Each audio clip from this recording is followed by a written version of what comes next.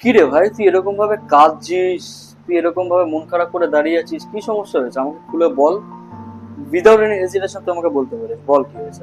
ভাই অ্যাকচুয়ালি আমি একটা জায়গায় আচ্ছা, গেছিলাম অডিশন দেওয়ার জন্য। বুঝতে ঠিক পারছি। আছে, অ্যান্ড সেই জায়গায় সিলেক্ট হইনি ভাই, তো এই জন্য খুব মন খারাপ। বুঝতে পেরেছি।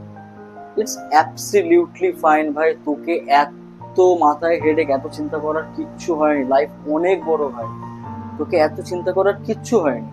ঠিক আছে, মানছি তোকে একটা জায়গা থেকে সিলেক্ট করেনি, ইটস অ্যাবসলিউটলি ফাইন। লাইফে যখন একটা জায়গা বন্ধ হয়, হাজারো একটা জায়গা খুলে যায় ভাই, কথাটা মাথায় রাখ। ঠিক কথা। আর সব থেকে বড় কথা, তুই দুনিয়াকে নিয়ে এত চিন্তা করিস না।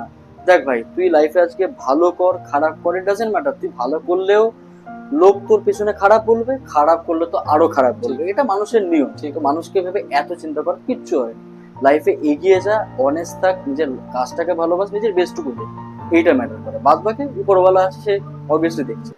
কিন্তু হ্যাঁ, এটাও ঠিক কথা ডেফিনেটলি, আজকালকার যুগে হার্শ রিয়েলিটি কি, সেটা হচ্ছে যে আজকে তোর যতই ট্যালেন্ট থাকুক না কেন ভাই, তোকে কেউ পুছিয়ে দেখবে না, Fact. যতক্ষণ না তোর কাছে পাওয়ার সোর্স টাকা থাকে। একদম ঠিক কথা বলেছো। এইটাই আজকালকার যুগে ম্যাটার করে। ঠিক। তোর কাছে যদি টাকা পাওয়ার সোর্স থাকে না ভাই, তোকে দুনিয়ার মানুষ প্রত্যেকটা কোনায় কোনায় তোকে কদর করবে। জানি আর তোর কাছে যদি অ্যাকচুয়ালি শুধু ট্যালেন্ট থাকে, কেউ তোর কদর করবে না। এইটাই আজকালকার যুগের কঠিন বাস্তব, এই জিনিসটাই খারাপ লাগে। সত্যি। বাট ইটস ফাইন, এখানে এত চিন্তা করার কিছু হয়নি।